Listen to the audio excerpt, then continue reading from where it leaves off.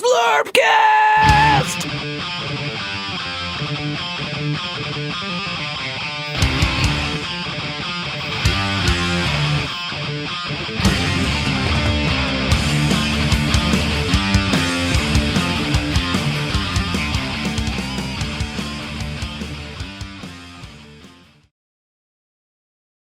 Zlurpcast TV. You know that. That's the name of the channel. We have Xtreme. We have Biran. We have Valdric. I'm not going to do the points. Why bother? I'm last anyway. Well, Biran's ahead of me. We know this. Listen, I got nothing to prove anymore. It doesn't matter. This is another one of those bullshit episodes, as some may call it. But, you know, we filler. have some, what? It's a filler episode. It's filler, but we have some hardcore fans that, dare I say, prefer these over the other ones. Why? Well, they probably have their game of choice already decided. Maybe it's Blood Bowl. Maybe it's 40K. Maybe it's something else. They don't care about the other game one, so they like the filler. This is, like, for most people, the every other episode roughly is going to be the other stuff. But I think there's a solid group of Zlurp Nation that prefers this. The numbers are going to tell. You know, when we go back and we say, listen, we're looking at getting a sponsorship, and numbers are going to tell. If the bullshit episodes have double the viewers, we know they want more bullshit. If they don't, well, we're going to do them anyway because we need filler episodes. Can't do a game on every one. We're going to blow our fucking wad in 6 months. You know, we need to blow our wad in a year. That's all. So this episode, we're going to talk about our favorites in 3 other topics. We did another one like this a couple months ago. You can look at that one if you want. Somebody might pitch out. Just kidding. We don't do that. But it's in the list somewhere. You'll find it. Last time we did movies and comics. And what was the other one? There was 3. The other one we did. What was it? Movies, comics, and wrestling. Wrestling. Thank you, Xtreme. And Biran didn't really participate much because he's like, that's stupid. I happen to have Oscar. three I like Oscar. friends that like it. I wish they didn't, but I got to go with it and pretend I don't think it's stupid. That's Biran. This like one Oscar. is TV, toys / action figures. / collectibles. Collectibles, statues, and whatnot, busts. I will say on the term action figures, and this is going to come out, my favorite kind of action figures are what I call no action figures. I don't want them to do stuff. Press a button and I punch. I just want to stand there and look cool. So I don't even want the action. I just want the figure. And also video games as well. So when we say TV, that's probably also online because that's how we consume data now, so YouTube will be part of that. Biran loves the Oscar show. We know this. Anime probably will be brought up as well in this episode. Before we get rolling, if you want to get a shirt like Xtreme's wearing, you go to zlurpcast.net. We got that logo. We've got the Death Path All-Stars. See, hold on. I'll just do that. I could that one. We've got this kind of logo, all kinds of cool stuff on there, and we make pennies on the nickel of that. So feel free to get some of that swag and subscribe, all that kind of stuff. That's Zlurpcast social media. Do it at the beginning. Usually I do it at the end. We'll do it at the beginning. What of the 3 topics should we start with, fellas? I think we should start with the TV because that's what everyone shares. Everyone watches TV / videos. Everyone watches TV / video. So when we're talking TV, I mean, that's a lot of shit. I put on the old normal TV, put on some TBS, I'm watching Seinfeld reruns. 2 in the morning, I'm watching a Biran video and also Married with Children on WGN America. That's just what happens. But then there's shows that are, quote, good. I think those shows are good, but you know what I mean. Shows you get into. You got to watch Ozark, man. Like, that's like different. But I mean, people shit on those other shows. Guess what? Bill Cosby be damned. That show's still freaking funny. Put on TV Land and watch a Cosby Show. The Gordon Gartrell Theo episode, fun callback in the movie Solo because Donald Glover as Lando has the shirt and everyone's talking about you're wearing a Gordon Gartrell from Cosby Show. I love that. So TV is all over. Did you find that Cheers aged better than the Cosby Show? No. Really? I found Cheers to have aged better. Maybe it's the sweater. You know, I take that back. I don't know which one's aged better. I know which one I like more. And the Cosby Show still makes me laugh out loud Cheers doesn't. I don't like Frasier. I know it became a bigger part as time went on. But I mean, Cheers never really did it for me. I wish it did. Cosby Show's funny because Cosby Show, someone's birthday, they got a fucking dance routine. Whose parents do this? They got a fucking down the banister and they're doing a fucking little dance thing. Who does that? No one. What are you saying, Xtreme? I like the early seasons of Cheers, like before Frasier became a bigger role. So you liked Coach more than Woody? Absolutely. Sam and Diane, that sexual tension. Yes, the Sam and Diane like, years. When you go into Grognard and you see Biran and Taco Bill, it's a very Sam and Diane kind of like dynamic. Like, will they or won't they? Almost moonlighting level. Well, there's the thing about Cheers is Cheers reminds me of Seinfeld in the way that, you know, Sam is the main character, but you enjoy the side characters more, whereas Seinfeld himself is the worst part of Seinfeld. Whereas Cosby Show, Cosby is the star. He's the star, yeah. It's his reaction to everything else. Yeah. Do we want to do like best TV shows or just kind of current stuff? Just kind of current stuff we're into. We don't need to get in like, you know, how great you think I Love Lucy is. Yeah. Because it was innovative for its time. It does hold up, by the way. I Love Lucy still holds up. But nobody gives a fuck, really. Yeah, nobody gives a fuck. When it comes to what we're watching now, Biran, is it YouTube primarily for you? I'm probably 90% YouTube for all of my media consumption. And then some stuff like on Hulu and Netflix. When it comes to YouTube, is it Death Spiral, or do you have a show that you subscribe to? I have a couple shows I wanted to highlight that channels, I should say, instead of shows. Well, now is your moment, my friend. So people that know me know I'm into RV camping quite a bit. But I found through a Death Spiral led to one of the shows I actually do a Patreon for and contribute to and interact with. It's called Cruising the Cut.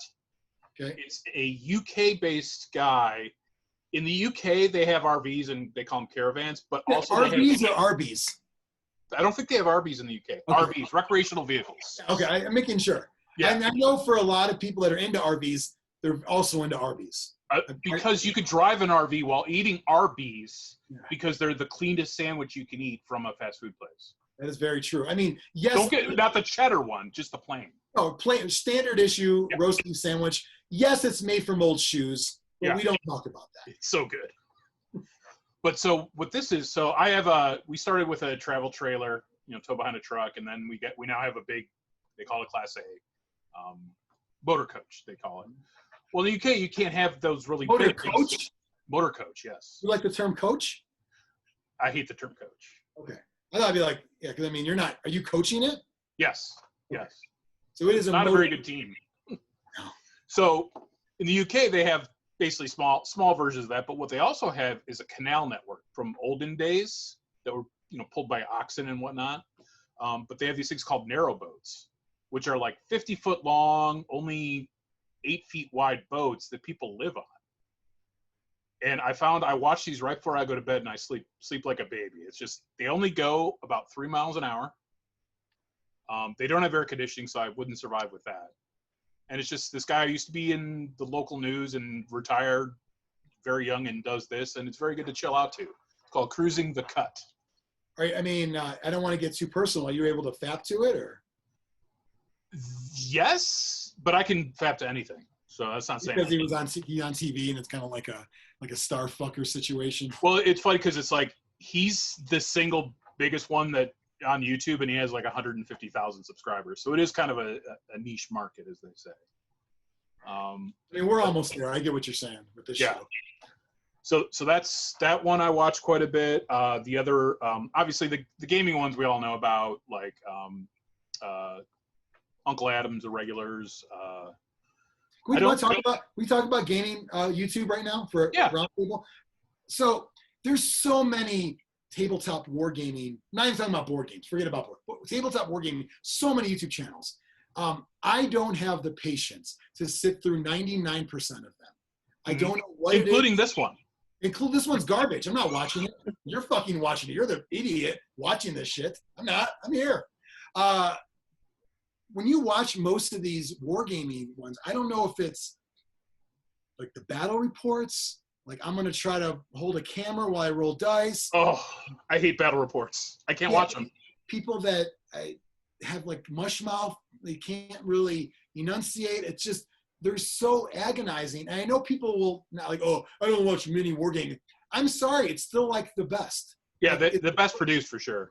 It's the best produced. They get right to the points. I don't mind watching a battle report of that. I still don't like battle reports, but that one is tolerable for me because they're explaining as they go along. But I mean, when it comes to battle reports, I'll watch the intro, and when they show the armies, and then I skip. Then I ignore the rest. So I like to see the painted armies. There's one I'm watching the other day, and they did their, here's my force, your force, cool. I want to see what they're doing. And then it immediately goes to overhead view. I'm like, I'm not watching this overhead view. I can't tell what the fuck is going on here.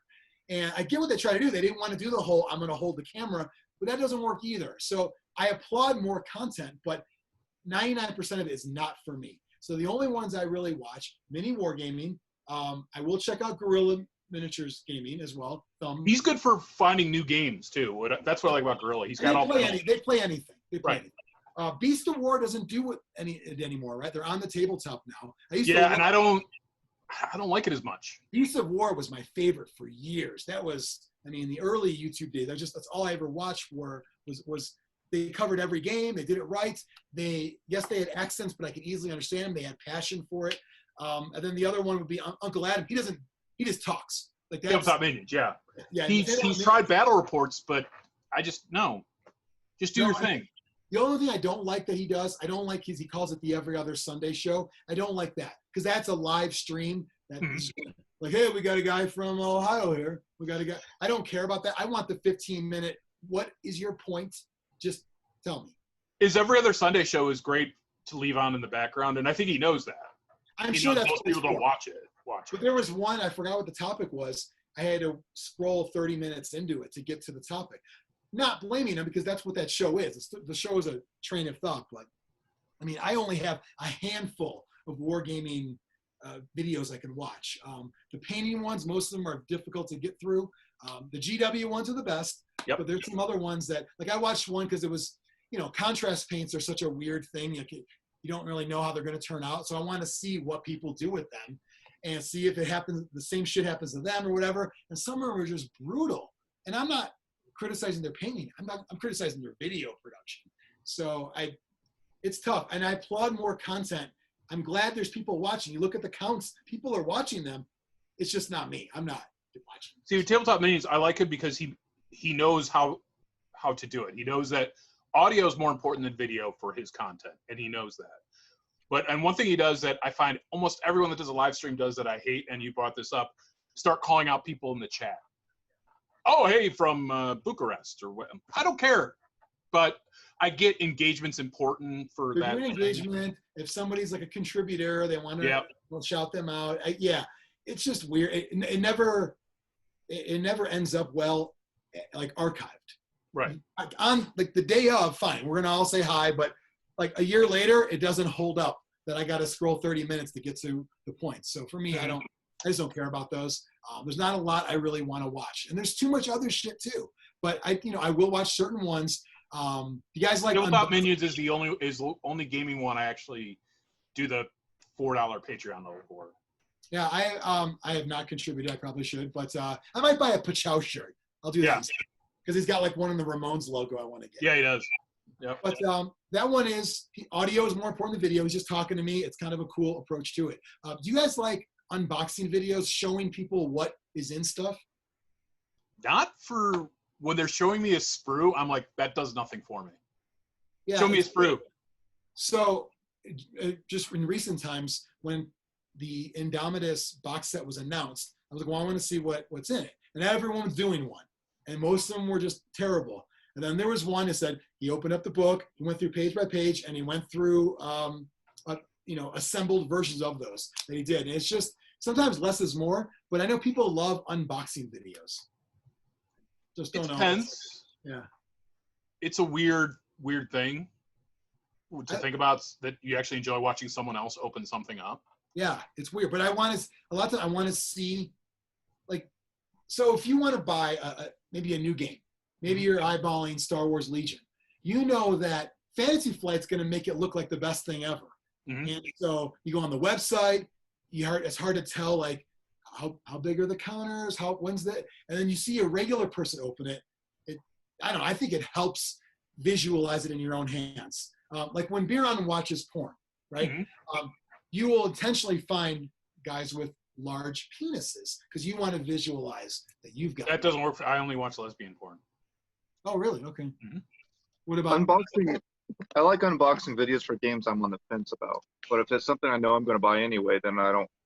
Why do I waste my time watching someone else open it? I'm going to open it in a couple of days. Yeah, good point. If you know you're going to buy it anyway, who cares? But there's a lot of stuff that we all like to look at things of all these games, and especially the Biran, your gaming club, the game sluts, if you will, that do this. You're always looking at what the next thing is. You don't always want to go in unless it's a Kickstarter, bringing that back. Then you're stuck and you're going to try it anyway. But if it's like, hey, I want to get into blank, you're going to probably watch unboxing, probably a review, and probably whatever the company put out if they did a playthrough, right? Yep.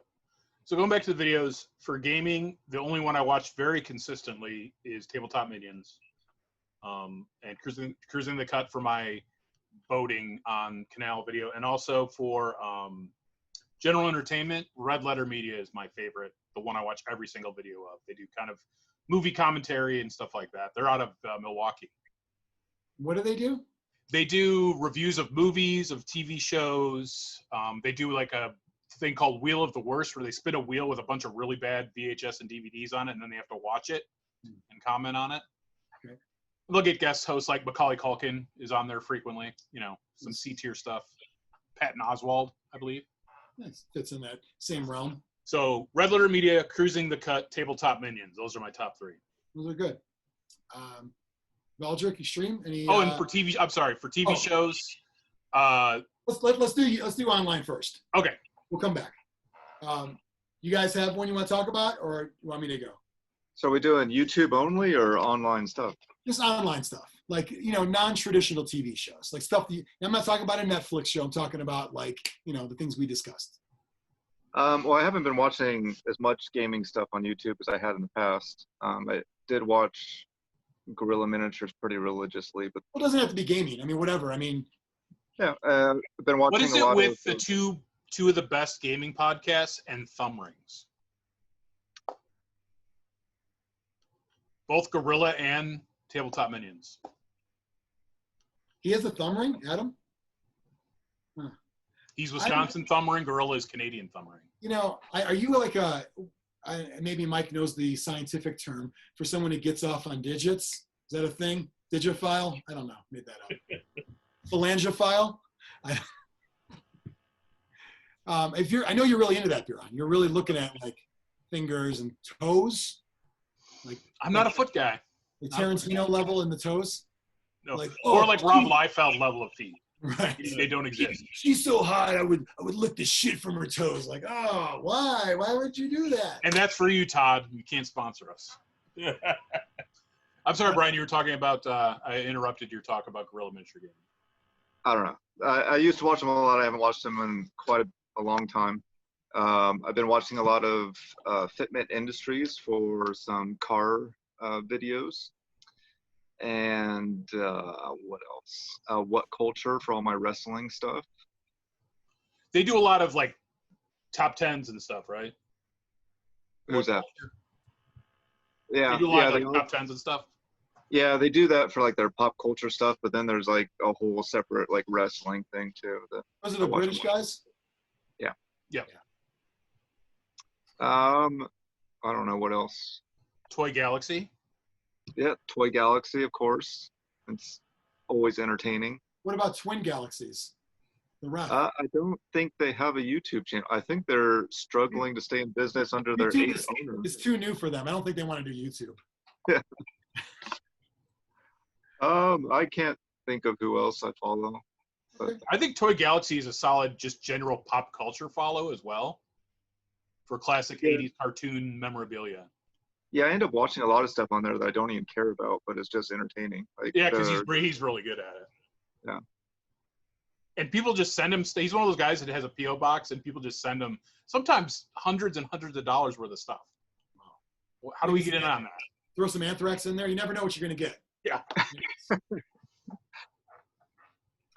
Cool. Valdric, anything you want to talk about or no? I really don't watch online stuff. If it wasn't, I mean, Katie puts on a lot of stuff, and I'm just in the room. So You watch wrestling ones like Xavier. the only thing that we watch religiously, it's called The Party. It's Xavier Woods, Adam Cole, Cesaro, and Tyler Breeze. The Uno ones are the best. Yeah. I saw I Cesaro loves Uno, right? so engaging watching four men play Uno, but it's just hilarious. For me, recently I found it's a very weird kind of show. They bill themselves as the only heavy metal talk show. I've been watching a lot of those lately. It's called 2 Minutes to Late Nights. And basically I found them because especially I get it from the Iron Maiden song. Right, 2 Minutes to Midnight. Perfect. Good catch on that one. Mm-hmm. And so basically it's a bunch of guys from different bands. And the host, he goes by Guarcinio Hall, which is an awesome name. So he's got the white face paint makeup on there, and he's bringing his musician friends to cover stuff. That's how I saw it, because those videos have like hundreds of thousands. But those are just a clip from the show. They're a 25-minute, essentially a talk show where they've got their house band, they've got a guest, and it's just kind of all over the place. It's if you like heavy metal, it's funny, but it's funny if you don't, because it's very quirky. Biran might think it's a little too drama clubby at times, but I think it's fine because it's got a heavy metal sort of like bass line. It doesn't feel too artsy ever. So I've been watching that. It's a hilarious show. I love that. It actually reminds me, if anybody follows like Chris Gethard, similar kind of thing, a cable access vibe. That's another one. So anything he does, I like to watch. He's from cable access in New York to then on TV, and now they're all kind of randomly up on YouTube. That's definitely always gets me. And also, the guys from Found Footage Festival do weekly shows on YouTube. I love that. Sometimes Gethard is actually a guest on there too. And that is old videos. They've been doing this for 15 years, collecting VHS tapes, trying to have the original copies and then just goof on things, find the worst of the worst. And so Found Footage Festival still does some hilarious things. They've got a weekly show called VCR Party. That's great. So check that one out. But those are my main ones for comedy. When I use YouTube, usually it's like a topic, or maybe for music, something in the background. The death spiral, as Biran always talks about, that happens too. I don't want to end up on Joe Rogan. I'm not really even a Joe Rogan fan. But it's going to happen. It fucking ends up on it, because if his thumbnail pops up enough times, and then the topic or the guest is like, shit, now I want to see it. He's talking to fucking Tom DeLonge from Blink-182 about aliens. Now I'm going to click that one. I didn't want to click it, but it's like the roulette wheel enough times, the chat roulette, if you will, enough time. And for people who don't know what a death spiral is, it's when you're looking at a video, maybe even something you're subscribed to, and then there's the suggested on the right, and you just start clicking on stuff that has sort of interesting things in it. You end up eventually in Joe Rogan. Depending on what your typical search pattern is, I end up with a lot of Jordan Peterson videos, or also cyst popping videos. Dr. Pimple Popper. Okay. That's in the algorithm. So you mentioned using YouTube for music. Have you been introduced to any bands from YouTube? Because I have two that I found on YouTube that I became big fans of. Yeah, I do. Because a lot of times what will happen is that'll show up in the related. So I might just click on it because it's click away. So yeah, it does happen. Or if something's on a playlist, then it might just start doing it. Like the other day, there was a band called Baroness, like from G.I. Joe. I'm like, this is pretty badass. I didn't realize that. Another one is Arch Enemy, a little heavier than I normally would do. But yeah, what are some of the ones you found, Xtreme? Unleash the Archers. I found them on YouTube first and became big fans of them. And then Chris Webby, rapper, who's super awesome. Nice. Yeah, I mean, I found Lindsey Sterling that way. She's not heavy metal. She's the opposite of heavy metal. She plays with heavy metal bands, though. She does. She's a good Mormon gal. That was a big reason why we wanted to relaunch this podcast on YouTube, is because of all these reasons we just mentioned. I think it's great to be in that company. It's not going away. It's been around for so long. It's not going away. So I think it's great to just get thrown into the mix. And based on your topics and keywords, you might find new shit. from gaming stuff to music to comedy, whatever. RVs or RBs, either one. You may find that. What about? I think I will go ahead, and if you guys have any channels you want me to put in the description, send them to me. I'll put them in the description. We'll do.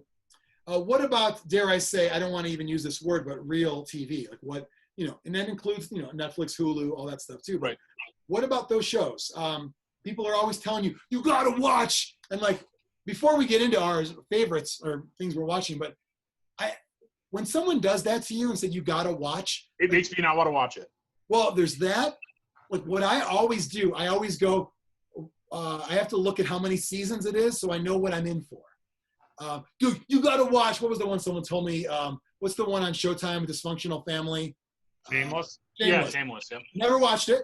So you got to watch it. I'm like, no, there's no way. There's no fucking way I'm going to watch this show. There's too many seasons, too many episodes. There's just no way. Does that happen to you guys too? Oh, yeah.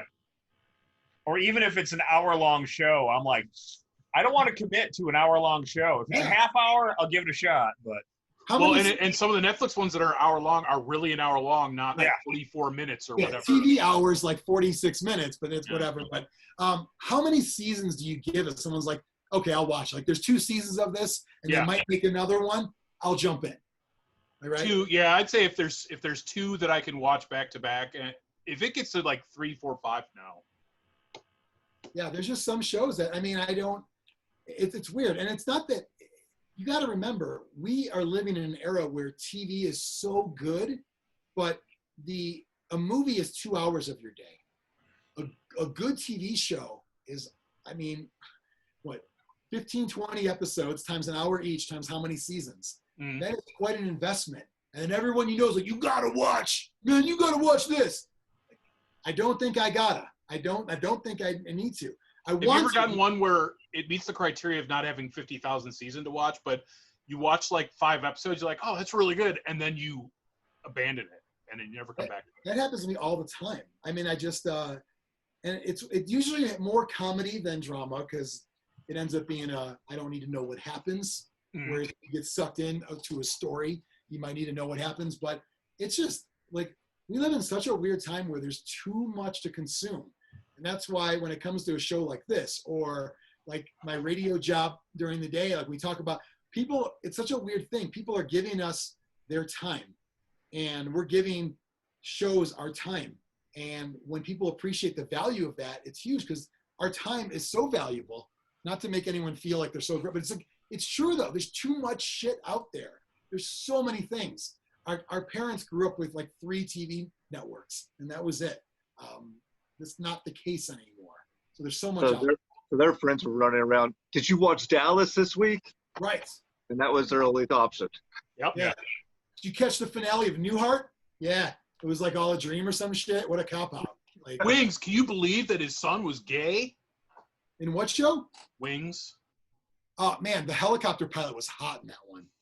I don't know her name, but I remember watching for that. I'm like, I'm learning about puberty, and she's on the screen right now. Everything's working together. I like it.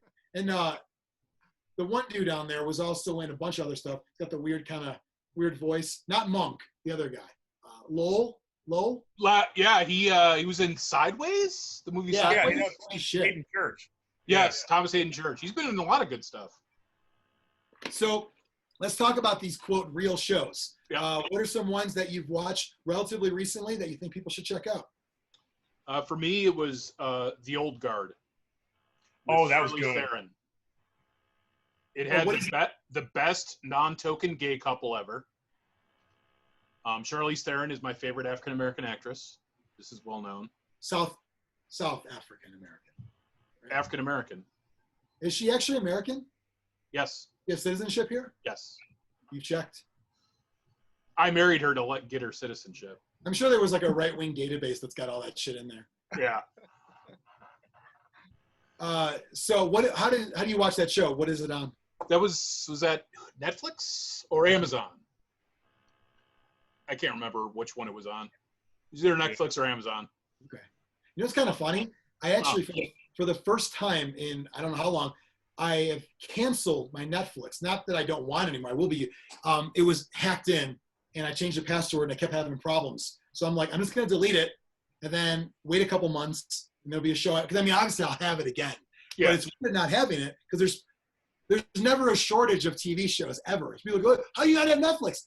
There's 100 things, and I will have it again. But I was so annoyed because that's what kids do these days. I guess they get your fucking Hulu, they get your Netflix, and I had both my Netflix and I think I had not Amazon because that's tied to your Amazon account. Maybe it was Hulu Plus or something. They were both hacked into, and I got all kinds of problems. I couldn't get in. I'm like, I'm just gonna fucking cancel it. So, The Old Guard is based on a comic, I think. Yeah. Where they play basically immortal warriors. They're like Highlanders, sort of. but not cheesy. Yeah. Not. It's still a little cheesy. Yeah. But, Yeah. Katie and I watched it last weekend, and she enjoyed it a lot. I don't say a lot more, a little bit more than I did, because all of the themes that she really liked, they had done on Highlander. mm-hmm. But so it wasn't as original for me, but it was still really good, I thought. And I like that the gay couple were opposing Crusaders. One was on the Muslim side, one was on the Christian side, and then they became immortals, and now they're lovers. Wow, this show just got heavy, you guys. We're gonna delve into this. And I just love Charlize Theron so much. So she doesn't love you back. No, probably not. Probably not. You never know. There's still time. She was good on Between Two Ferns with Zach Galifianakis. She's like I've seen her interviewed like on Howard Stern. She's got a great sense of humor. Yeah. So that one's really good. And I tried watching. We brought this up earlier. I tried watching Ozarks, and because I also am a huge fan of Jason Bateman, and that was one where I watched the first season. I was really charged up. I started watching the second season, and I was like, it's the same thing.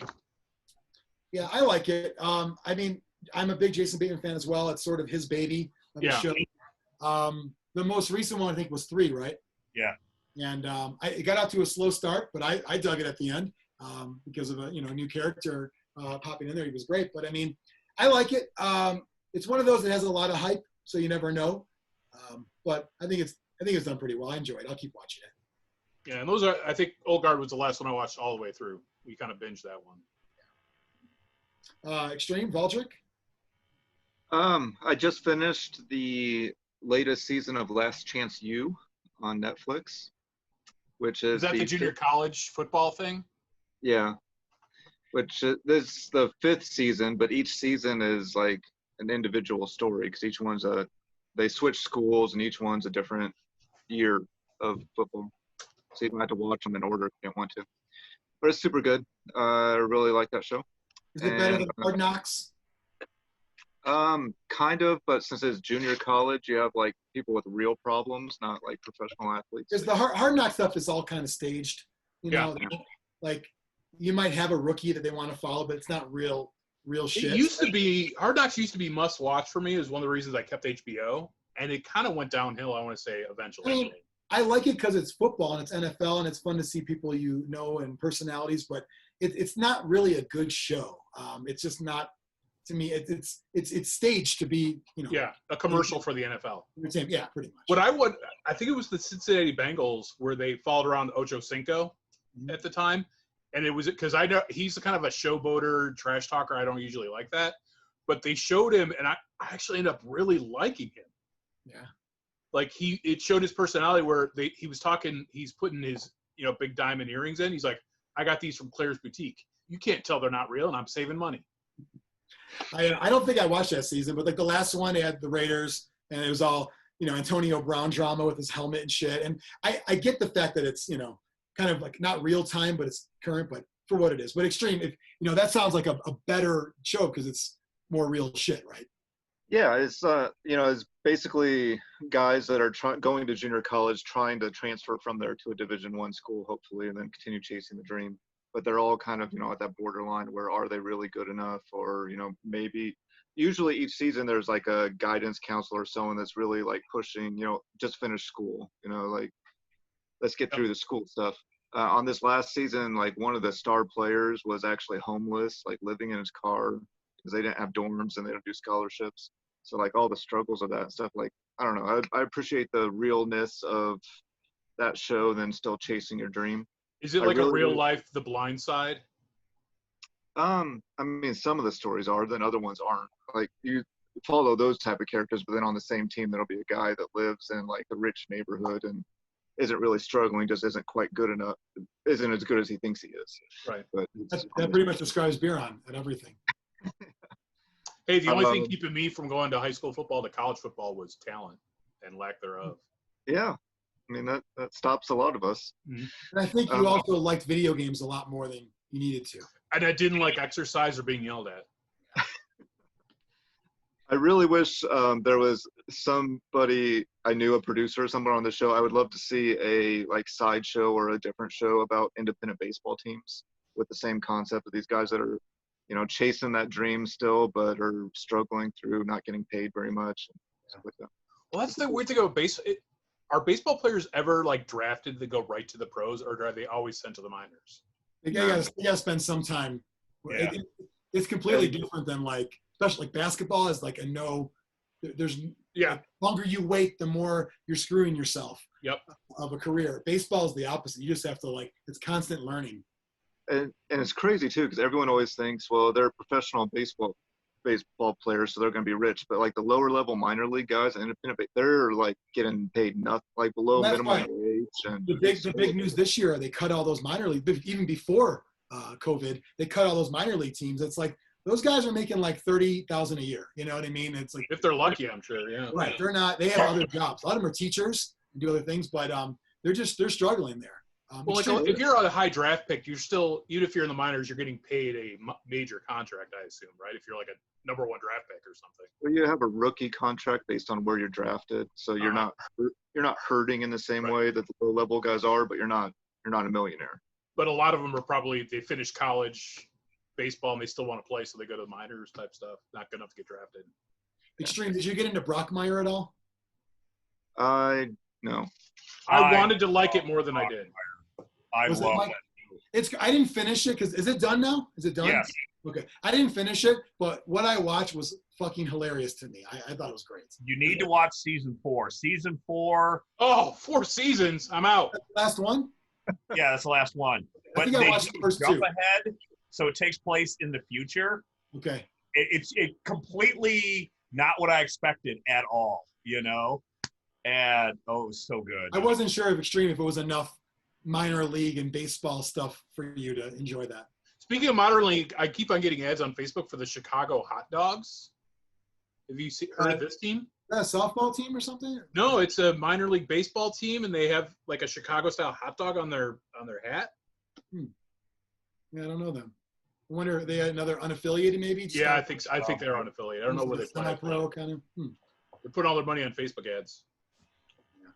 Chicago hot dogs are expensive too, so that's where they do all the money. Is it who is it in Schaumburg, Mike? Is there a team there anymore? Boomers, yeah. Boomers. Yeah. And like Xtreme was saying, this woman, Kate and I went to a few of their games, and we befriended this woman who actually sponsors some of the players. So these people are living at her house. And again, they're not making any money, especially the ones that aren't even citizens. And yeah, that's a big deal here in Colorado Springs. There's there's a minor league team. Used to be the Rockies affiliate. Now it's rookie ball, and now it's going to probably be done anyway. And then there's a soccer team that's one level below Major League Soccer. That same thing, Mike. They've got people that are like kids are gone. It's like older people, and they're like, yeah, sure, he can stay with us. And it's kind of they get season tickets, and they do it every year. It's a big deal. Yeah. So. I recently finished David Ross's book, and he talks about that, where he had like his sponsor family when he was in the minors, and he actually went back and visited them, or they were invited to his first game as a rookie or something. Like, that's awesome. Check that out. Cool. Any other shows, Xtreme? I'm currently watching Warrior Nun. I really like it, but it puts me to sleep, so it can take forever to get through it. As in, like your final resting place because you've sinned? They're putting you to sleep, or? No, it just makes me fall asleep. So I get like 15 minutes in, and I pass out, and then the next night I try to watch 15 more minutes. And is it not good? I use Ambien for that, but Warrior Nun works. Is it a I mean, good show? I Or no? enjoy it. I really like it. It just puts me to sleep. So it's just boring. I had the same problem with the Pirates of the Caribbean movies. Like I wanted to like them, but I always fall asleep. I The can't first stay awake. 2 are the only decent ones. I will tell you that that's always my problem a lot too. Is like if I'm watching something tired, and I mean I'm tired, I don't want to not watch it, but it's weird sometimes. Some shows just do that. Valdric, any shows you want to? I just started watching Perry Mason. I really like it.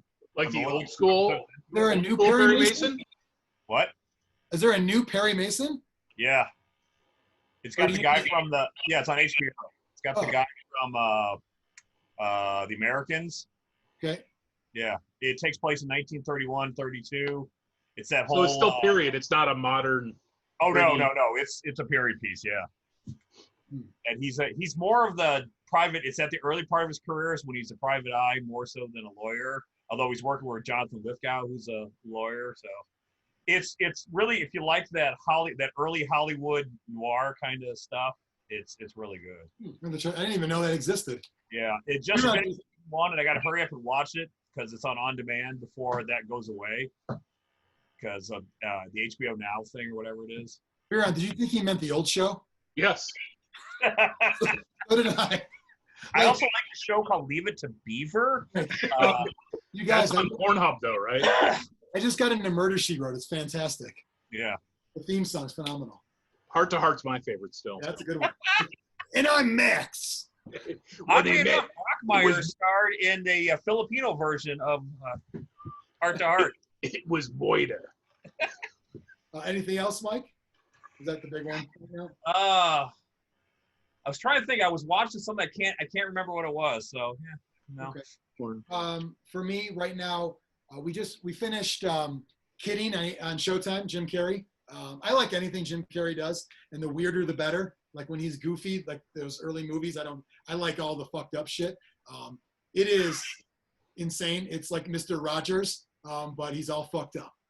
So Kidding is hilarious. I got 2 seasons out right now. Is it pre or post anti-vax? I don't know. There's none of that in there. It's just awesome. It's just so fucked up to have a guy that's like doing a children's show and the things he does in there. Kidding was great. We're watching Snowpiercer on TNT. Oh yeah, they made a TV series off that, didn't they? Yeah. We stopped that. Did you like the movie? No, I loathed it with a passion. Well, then that's probably why then. I left them. I liked the first few episodes, but then I was just like, all the problems I had with the movie were still in the show, and it was I don't know. I'm into arms shattering. That's my thing. Oh yeah, that was good. As a punishment, I just think that's awesome. Stick outside and get cold. Yeah. I have a problem because it takes itself very seriously, but there's just no fucking way you can have a train. But I mean, if you're doing sci-fi in general, don't you have to have some level of taking yourself seriously? Yeah, but you also got to have that suspension. But this is trying to be art, and because of that, I take it more seriously. If it was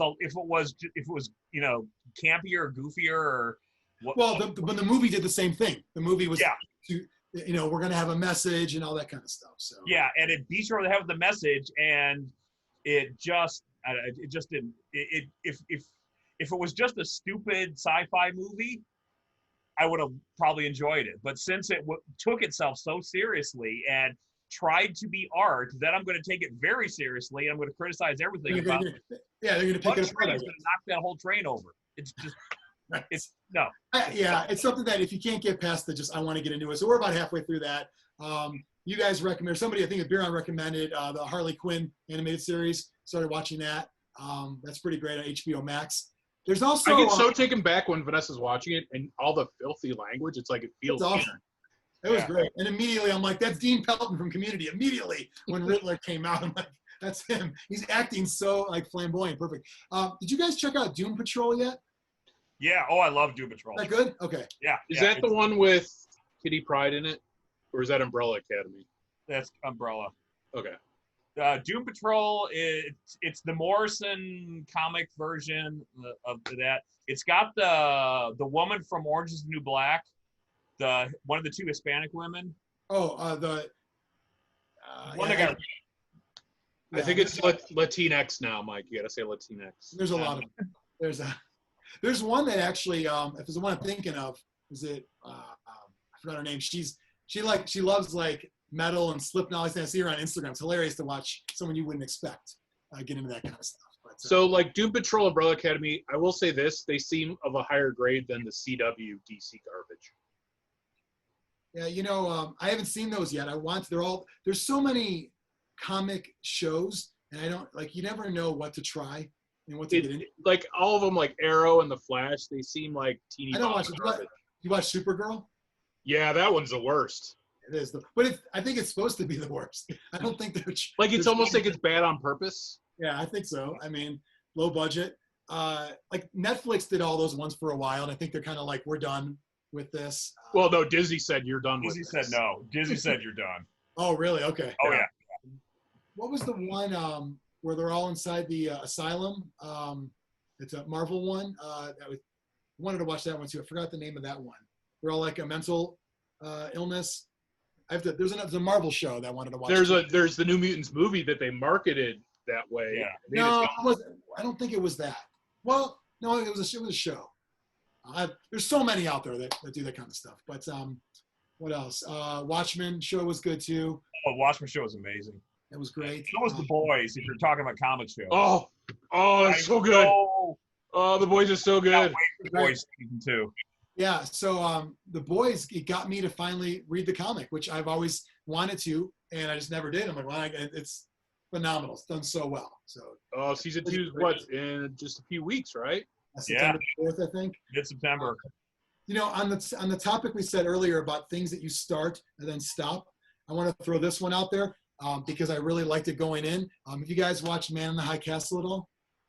It looked a little too snooty for me. So it was really good. And then something happened, and then I'm like, I don't want to watch anymore. I'm not going to say what happened, but a thing happened where it's like, oh, this is why this is happening? That's the one that's about the Hitler won or something? Yeah. Yeah, basically, yeah. If things turn out to Axis powers win and how the United States is divided up, you have the West and not West Coast, but like the whole West is run by Japan, East up to probably like Illinois-ish, run by Germany, and then they have this kind of like Wild West. The actual Wild West area is now the like Necromunda kind of fucked up where weird shit happens. It had such a cool setting, such a cool theme, and I was really hoping there wasn't a thing that happened that made me not want to watch anymore, and then that did happen. So, but anyway, that was one where I really was like, man, this is great. Like, because I know people talk about the book and this and that. Now I'm done with it because something happened where I was like, I don't want to watch it anymore. I might go back one day, but I don't know. I don't know. Does that happen to you guys as far as like not losing interest, but even worse, something happens where you're like, now I'm out? That happened, but it happened at the very end of Game of Thrones. For a lot of people too, yeah. The very end of Game of Thrones made me despise the entire series. Yeah, it's weird because I would say I'm a Game of Thrones fan. I would never not. I hate it. I hate the game. Even the game I don't like anymore. It sullied me that much. Yeah, I would never say that. I would just say the last season was a bit rushed. The last two, I would say. But I don't hate anything. I don't, you know what I mean? I can't, there's nothing I can spend that much time and get into then hate it. Well, I would say I hate it. I would say I have no interest in going back and rewatching seasons for it because I know where it ends and it ends so badly. That's my problem with it. Like, I don't hate it, but that last season, like, soiled something in it where I used to watch like every episode 3-4 times, just whatever was randomly on, I'd just pick that one and watch it. Now I have no interest in going back and watching them, and I never thought that was possible. It's the really second weird. to last season, I was like, "Oh, this is getting bad," and then the big castle battle, I'm like, "Oh no." Well, what's weird for me is like when I'm watching it, and then of course you see everyone's reaction and overreaction, and should have did this and all that, and then it's like, no, I still like watched it and enjoyed it, not as much, but to Extreme's point, I don't feel like watching it again, and I don't know if it's because maybe I'm not admitting that it's soured me. I just don't want to watch it again. but I don't also want to admit that something was ruined either. I don't, you know what I mean? I don't know. To a lot of people, like Star Wars for a lot of people, same kind of thing. Yeah. A lot of people just can't get over certain things. And I try to just watch what This is Star Wars, I could say, I just consider everything, the last 3 episodes, not canon. And then I'm fine. Yeah, that's your choice. You can, your fandom is your fan. That's the beauty of this kind of stuff. It's hard sometimes to, with the social media age, because there are things that are cool to like and cool to hate and all this kind of stuff. And so I try not to let anyone else's opinion influence me. There's things that are, campy and goofy that I can definitely get into, like I still like all the like Evil Dead type movies. I like that kind of stuff. They're great to me, for what they are. I don't, so as far as other shows, I'm trying to think what else recently. I did like Ozark. That was good for me. I enjoyed that. Yeah, that's kind of about it. I'm also a big Laura Linney fan. I don't like her. She's the worst part for me. Really? Yeah, I think she's a bit of an over actress. I still like the show. I'm not, like every now and then I'm like, you know what? You need to calm down. Does she do nudity in it? I can't remember. No. Because she's done nudity before, so that's a big thing for me. In the early episodes, there was a tape he used to watch. I think that was something. No, that was a show that I loved season 1, and when season 2 came out, I watched the previously on the season 1 recap, and there was so much I had forgotten. And I got halfway through that first episode, I'm like, I need to watch season 1 again. Yeah, and that didn't happen to me for 2. That happened to me for 3, and I actually went and read or watched a 10-minute YouTube recap. Another great thing YouTube's great for. We're just going to cut up all the scenes from the last season. That was great. Watched that. Was able to get back into it just fine. So cool. Well, let's move on to the next topic. Do we want to talk about toys, action figures? Yeah. Okay. Biran, you seem like you are the most into this, judging by your background. Well, I partially blame Brian for rekindling my G.I. Joe love. But actually, it started, I want to say, in early 2019. I was online and saw there was a Hasbro Pulse is their like internal channel for action figures. Came up an ad on Facebook for a War Machine action figure. And I'm like, wow, that looks really cool. I ordered that. And then I ordered it, and it didn't ship for like 6 months. And it finally came. I got it right here. It finally came, and I was really happy with it. And I'm like, oh, so I left it, put it up on my shelf, ignored it for a while. And then Brian mentioned this 6-inch G.I. Joe collector group that there's a new 6-inch is my favorite size for everything, if you know what I mean. Yes. And that got me into the 6-inch G.I. Joes. But then the 6-inch G.I. Joes, a new series came out. And let's just, here's Destro for those interested.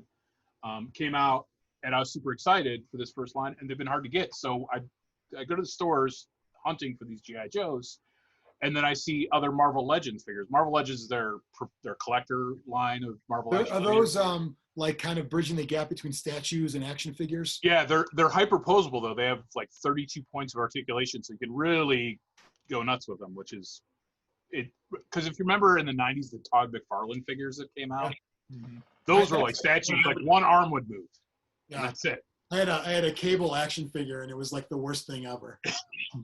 You would do one pose and you'd be done. It was bad, yeah. But that's well, the McFarlane figures for a lot of people, when like the Spawn figures came out, because I was reading the comic, I was like, well, these are the best action figures ever. They're the best looking for sure, yeah. In 1996. Yeah. And then Xtreme, I remember all the baseball ones they did. Starting, really yeah. Well, before that, there was the starting lineup ones that were just really crappy. Yeah, not starting lineup. I think they were McFarlane. Yes. Yeah. Those were great. I love those because that was like, Kerry Wood era Cubs stuff there. So yeah, as the last time I really got into it. But for you, are you still doing the I'm gonna walk through the aisles? That was always something that I never liked because as an adult man, felt weird. Well, yeah, when you go in an aisle and then there's like a little kid in there, and then his mom, the boy's mom comes around, it's like there's a part of you that wants to pretend you're shopping for your son. Yeah. But you're not. Right. When you're flipping through the pegs to find the one you want. This is me knocking down Hot Wheels. I don't give a fuck That guy's got to pick him up later. Not my problem. I'm looking at Marvel Legends. I'm like, Captain Marvel, Captain Marvel, Captain Marvel. That kid packed the fucking peg hook too long. They were bound to fall off. Not my problem. Yeah. And then you go to the Barbie aisle to find where people hid the action figures. Oh, yeah. You got to fucking stash like a Storm Shadow back there. You know what I mean?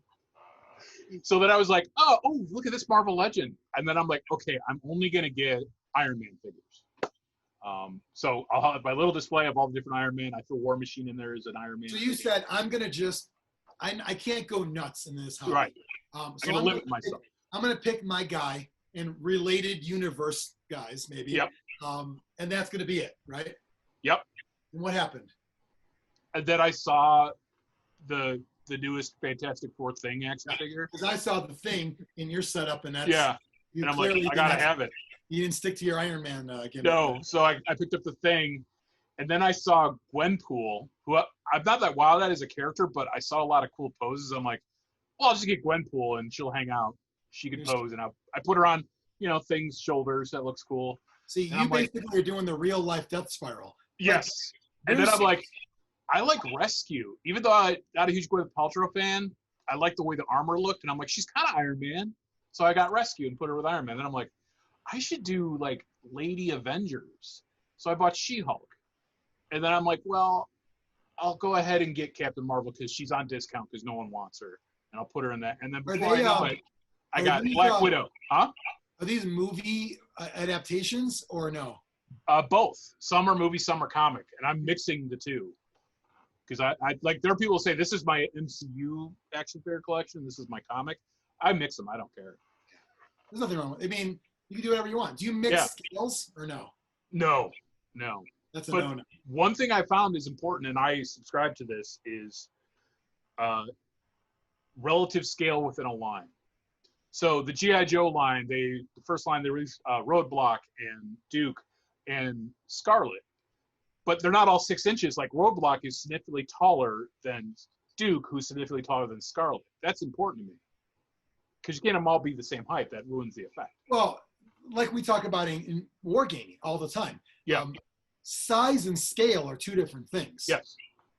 When you put a Mantic Enforcer next to a Space Marine, the Mantic is closer to true scale. Right. Because people are slender.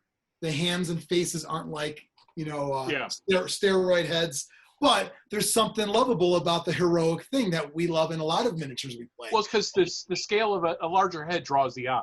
That's why they do it that way. You draw your eye. I always think about those Perry miniatures, the knights and everything that they had were great. When I was doing Kingdoms of Men for a while, for a short time, for Kings of War, they were so cool looking until you put them next to things that are like beefy, and then it's like, oh, my guys are wimpy. I get it. You're not supposed to do that. You're supposed to keep them all in the historical look, but people don't do that. You put them next to fucking Games Workshop ghouls and whatnot, and they're gonna look different.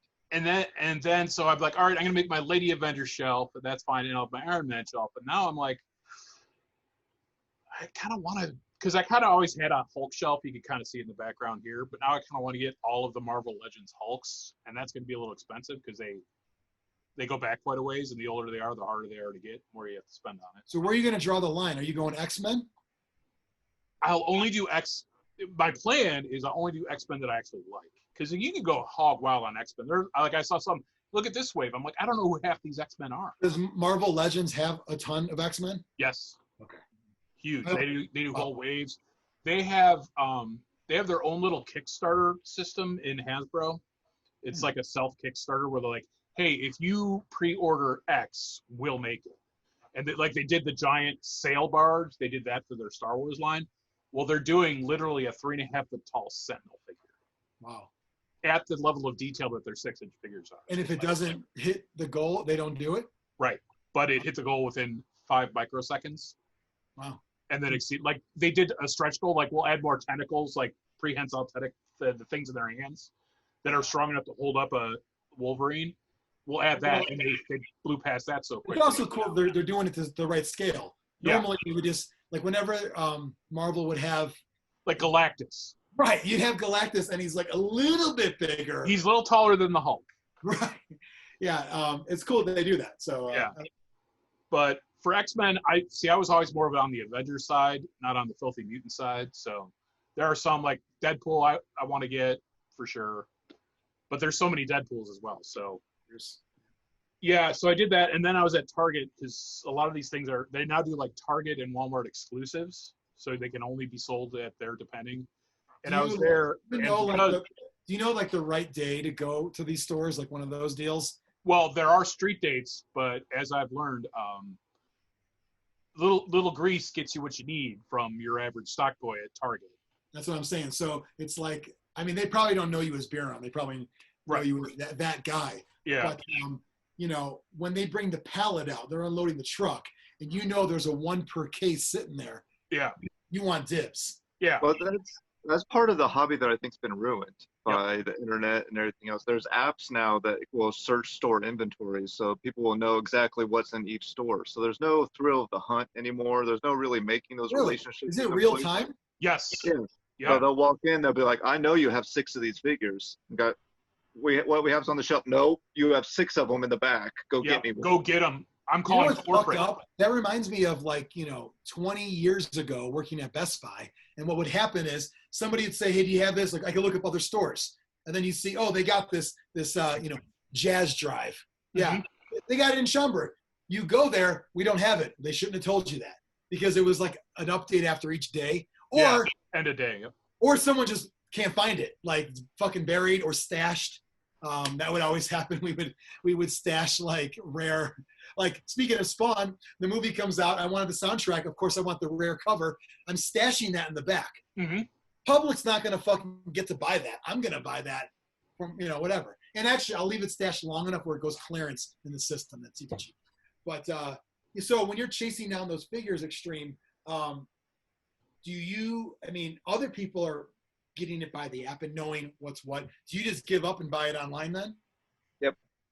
Yeah. And some of these things, there's no point of the scalpers because they're going to release so many of these. You just will have to wait a couple of weeks, Yeah, it's so frustrating for me because it took all the fun out of it that I try not to go to the stores anymore. Like, I'll still go if I'm at the store and I'll look. I've been to Target more lately than ever before because the Baroness is one of the Target exclusives that I'm waiting for. And she hasn't shown up at any Targets yet, but I have to go and keep checking. And then you'll see on the Facebook group, someone will post like, I bought 80 of these. Like, you're an asshole. Have you I'm army building. Have you befriended an employee yet? Well, my mother is an employee, but she's not super good at the toy hunting thing. She's like, well, I saw we had one. I'll get it at my lunch break. It's like, no, Mom, it'll be gone by the lunch break. I hate to break it to you, but she thinks you are a child for being into this. She's like, I'm looking for your dolls. So the bad part is because I'm on all these Facebook groups, like, hey, I'm here getting this figure, or like, here's the problem with those groups is they also have a lot of early announcements. That's the first place you see it, so you want to stay in the groups. But then I fell into, hey, this company called NECA, who's known for making like horror action figures, also got a license for Teenage Mutant Ninja Turtles, which I just had mild interest in. Like I watched the cartoon when I was younger and stuff like that, and had a couple of figures back in the day. But then the detail on these looked really good. And I'm like, no, I don't want to get into that. But then I found out that they're even harder to get than the G.I. Joes. And I saw one at Target by itself, and it was behind the counter, and I had to ask him to go get it for me. Even had the security thing on it, because I guess that they're that sought after, people are stealing them and stuff. So then I bought that, and now I'm collecting Teenage Mutant Ninja Turtles, but only from NECA. Do you have a Krang yet? No, but they're releasing Krang in the Android body, and it's going to be like this tall. Nice. But I got Raphael on a hoverboard. Oh, wow. And this one's off of the video game, so it's got like these little digital accoutrement on it. Are those like pixels? Yeah. You like that? It's one of the turtles of the scale that you can still buy, because that's the thing, like they made enough of them, so once the flood died down, you could just go on Amazon and buy them for regular retail. But I got the one that I got. This is the one that's going for like $80 on eBay. It's Casey Jones. Yeah. Looks pretty good. Yeah. So they do a good job on them, so I'm happy with that. On the plus side, when I first got a GI Joe, I go, I'm gonna spend some money. I'm gonna get this company called Hot Toys. Makes Marvel action figures, 6-inch Marvel action figures, but they're like $300 to $500 because they're all made out of metal and super articulated. But I backed off of it. Are you? You're all action figures. Do you buy like statues and busts and those kind of things? I have, like, when I see like a really good deal on one, like GameStop used to have tons of those for sale all the time, and whenever they'd go on clearance, if it was something I was mildly interested in, it's like, oh, this used to be $80 and now it's 20. Sure, I'll get it. But I never went out of my way to get it. So you've got quite the collection you're working on. G.I. Joe, Marvel, Teenage Mutant Ninja Turtles. And some obscure stuff as well from Japan. Anime? Video game, but Japanese video game characters. Okay. Like Dragon Those are Ball? hard to get. And they're expensive. Do you collect Dragon Ball? No, because I never really watched Dragon Ball that much. We're too old for that, I think. Xtreme, was that your thing? I think it was starting to get popular, but I wasn't interested. Anything else you want to divulge? Biran, I mean, we've saw a lot into your own personal side. Do you want to get into the weird shit or no? Well, the weird shit is Death Spirals led me to these anime collectible people that some of this stuff I don't think should be legal. Well, I mean, that's the whole presentation is if you're on an action figure website browsing action figures and you have to click to certify you're 18, maybe not collect those. Or do. Who am I to shame? Yeah, exactly. You know, the person that's into that might think having Raphael the Turtle is dumb. So, yeah. Just saying. Xtreme, you are currently, I know you have some stuff behind you. Those aren't things you're collecting. Those are just kind of like, you know, well, oh, sorry, I meant the big boy and the Pops. You're not collecting big boys, are you? No. Okay, No. that was my point. You get one big boy and you're good. You don't need like a family of big boys. Yes. But what you are collecting to your left, I think, might be reversed on yours, is your G.I. Joe figures. Are these the same ones that Biran is buying? They are the classified line, so they're the 6-inch G.I. Joes. Okay. That line really just started not that long ago, so I kind of got in at the ground floor collecting those, trying to limit myself to only the ones that I like rather than one of everything, or 15 Cobra Troopers like some people in this Facebook group. That's horrible. Well, that's the funny thing. Like, I wasn't going to get, and maybe this is done on purpose, I wasn't going to get Duke because I wasn't a huge fan. But then when I see him on a peg, I'm like, well, I'm not going to see him again, so I have to get it. Oh, yeah. So you have the FOMO of this. Yeah. And then it turned out Duke is my favorite of the first wave. So you seem like a Duke guy. I don't know why you wouldn't like him. I just thought he was kind of generic. You know, he's no Snake Eyes or Scarlet. I think he's one of the best ones. Did he ever get promoted? Is he still a sergeant? Duke is a captain? Is that his rank? Because it goes Hawk, Duke, and Flint is a lieutenant. Hawk's the general. Right? Hawk's the general. Okay. Duke is next. Oh, okay. So when we were kids, Duke was a sergeant, right? Yeah, he's the second rank. So technically he should be a colonel if he's just under a general. Yeah. But I think he's a captain. The ranks don't really mean much in G.I. Joe. It's kind of a weird thing. Like, they had their ranks before they joined G.I. Joe, and then they just kind of stopped. Oh, because it's not a branch, right? It's right. Because I think about, like, when I was a kid. So I was able to get the aircraft carrier, and we did not have a lot of money, but we bought it.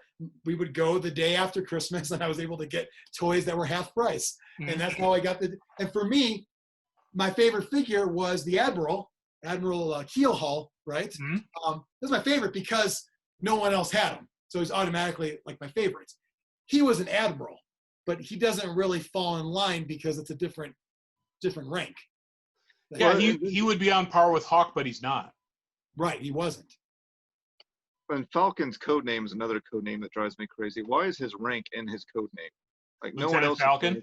Yeah, like no one else's rank is in their code name, but because that's it, he can't ever be promoted now because his name is Lieutenant.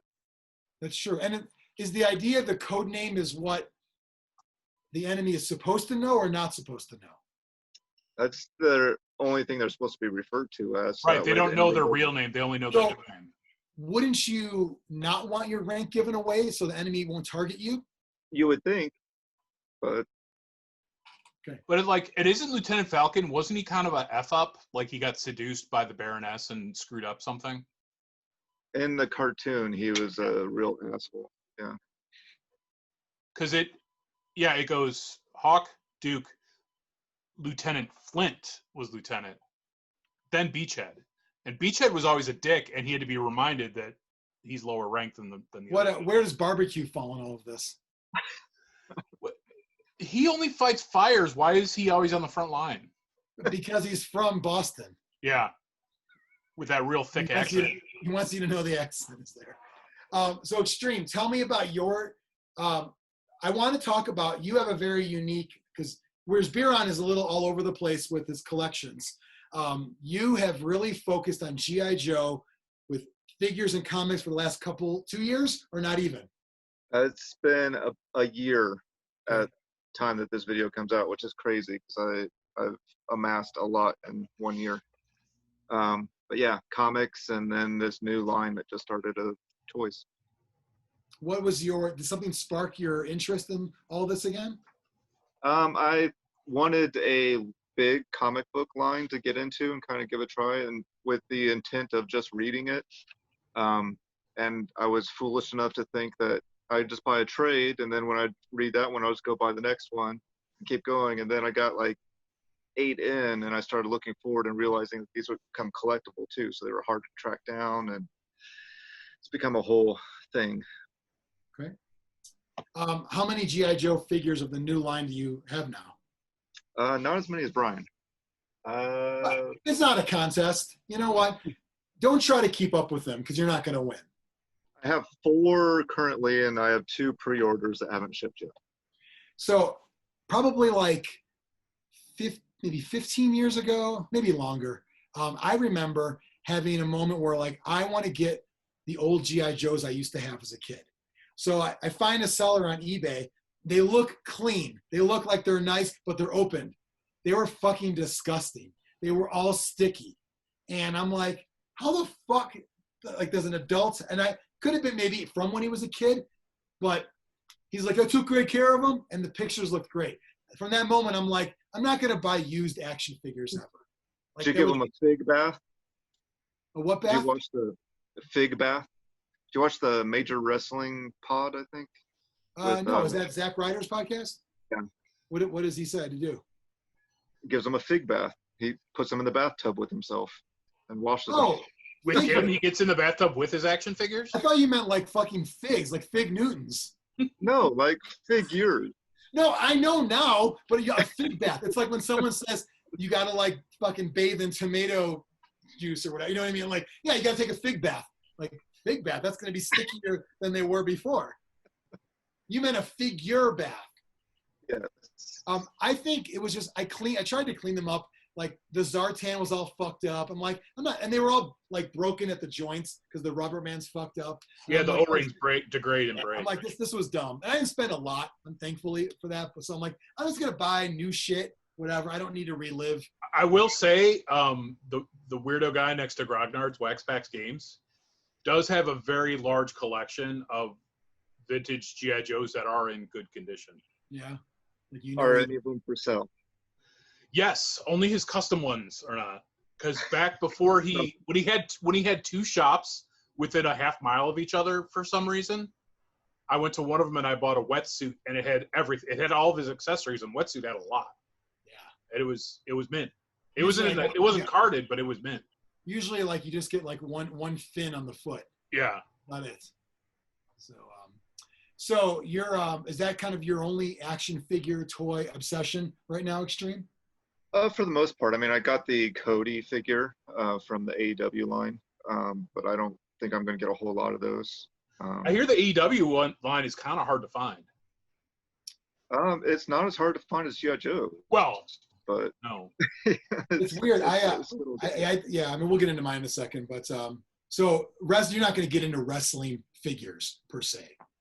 No, I mean, I've flirted with the idea over the years of getting into the Hasbros and trying to put a collection together, but then I was like, well, I'll just get the Hasbros I like. But even looking at those, like I want an Atom Bomb. I mean, the old ones. I was like, yeah. So I was like one of the few Atom Bomb fans, but I look at that, it came out in the last series, so it's like hundreds of dollars. Like, forget it. I can't do it. I'm not getting into that. I think, making the decision to get into action figures as an adult is already like a big deal to spend money on that. The idea of choosing something that's harder to find seems like completely unnecessary to, more stressful. Like at that point, it's like, well, like, why would I go after this old one when the new ones look better? It's almost like you have to just pick your poison, right? Yeah. Well, and that's really frustrating too with this G.I. Joe line. Like, there's no reason for it to be hard to find. And No. I don't think it's going to be going forward. But right now, like, this Facebook group is so toxic. It's horrible. But Are you talking about the gaming group we're all in? that too, but no, the G.I. Joe G.I. Joe group for the 6-inch line. But I stay in it because I want to hear all the new releases and the stuff that comes out. But All you see is people with bags of Target with 15 G.I. Joe Cobra Troopers in it. Yeah. So I don't know. It's been 5, 6. I don't know. Has it been 2 months? I don't know. It's been a little while since this line came out. I gone to Walmart and Target looking for them at least 3 or 4 times a week. I've seen one G.I. Joe on a peg. And which one was it? Scarlet. Oh. Yeah. I found lots of So roadblocks, which made me not the sad for the roadblock. racism. Yeah. Which I think, and that's a shame because Roadblock's a fantastic figure. It does have the dumbest looking gun though. Now, why can't you just order those from the company? Some you can, but You can. Yeah. Which is the problem. So, and that's where I like hate these new apps and stuff that tell you all this stuff. And I don't mind skipping them, just buying them directly online for all the stuff. But the store exclusives, you can't do that with. And a lot of times Because stores will have them. The other side of that is, Yeah, the stores will have them before you could get them direct. Like I bought Gung Ho on Hasbro Pulse. I probably won't get it till December, but you could get it in stores now.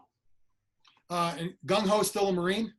Yes, but Is he the his only tattoo one? changed because the licensing for the Marine Corps logo. well, even in the classic line, his tattoo changed on every version of Gung Ho. There Yeah. were 3 different versions, and his tattoo kept moving and shrinking and growing on each one. I was like, what the hell is this guy doing? And then the Leatherneck is the other Marine, right? He's another Marine. I think. Yeah, and he was the gay lover of Wetsuit, the Navy SEAL. I didn't know they ever had another Marine. I thought it was always weird that we have one. Like, you have, like, most of these guys would fall under the Army, essentially. And I always thought that was weird. 2 Marines and 2 Navy SEALs. The only Gung Ho I ever had as a kid was in his Dress Blues. So That's a he good never figure, got though. played with.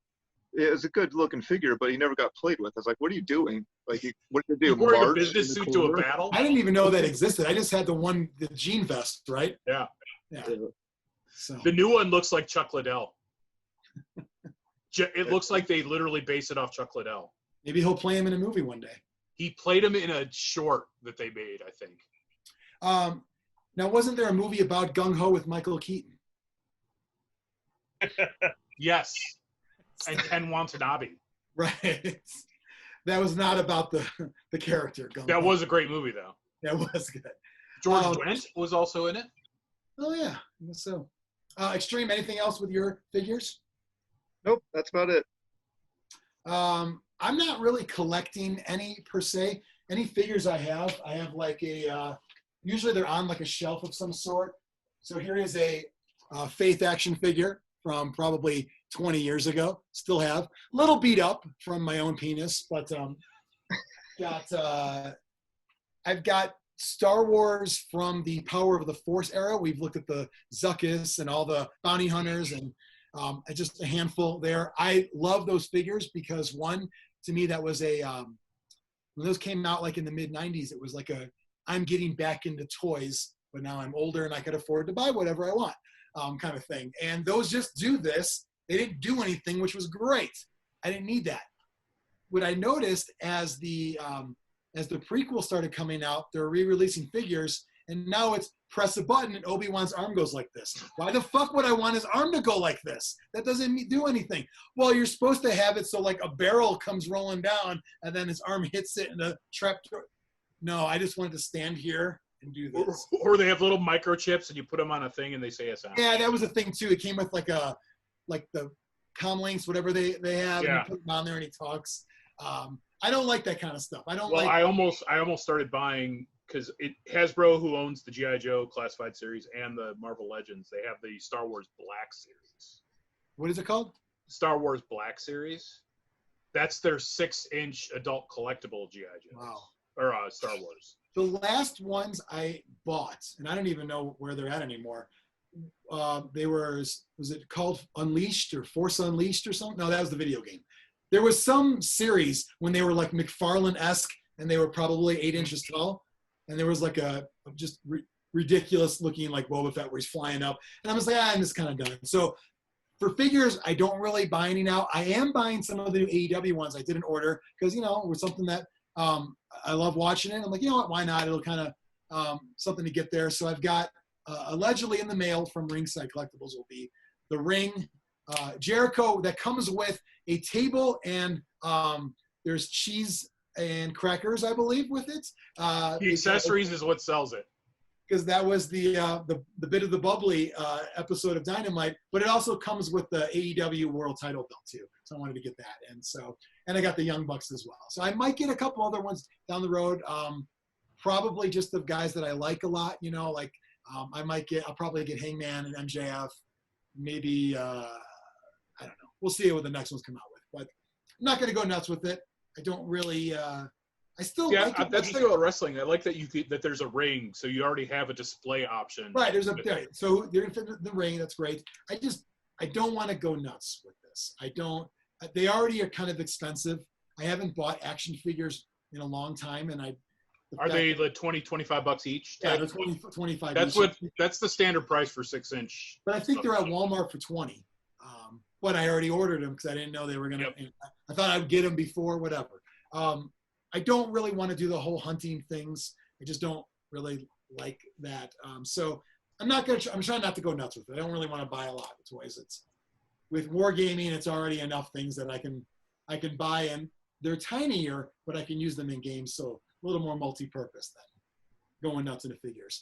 Valdric, I'm going to assume you don't buy action figures, but I might be wrong and say you own at least 3 Funko Pops.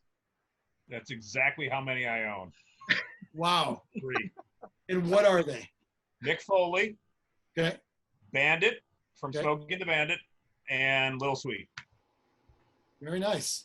I guess I don't have Heather has about 5 on her desk. She has the Fiend and Jimi Hendrix, because they go together, and Deadpool, which I think was mine, ended up there. But yeah, do you guys like Funko Pops? No. There are people that I have a couple, but I don't like them. There are people that are just insanely into them, and like there's a comics. It's like a coffee and comic shop near my house, and they have a fucking wall. Like it's like I've never seen before. An entire wall of Funko Pops, and nothing's priced because you have to ask, and you got to look up the fucking price. Like, come on, it's out of control. Like we have a few, but I mean, you got like GameStop as it spirals into death. You'll see like half the store is Funko Pops. Yeah, I don't dislike them. There's a very strange obsession that people have had with those. It's like a Beanie Baby thing.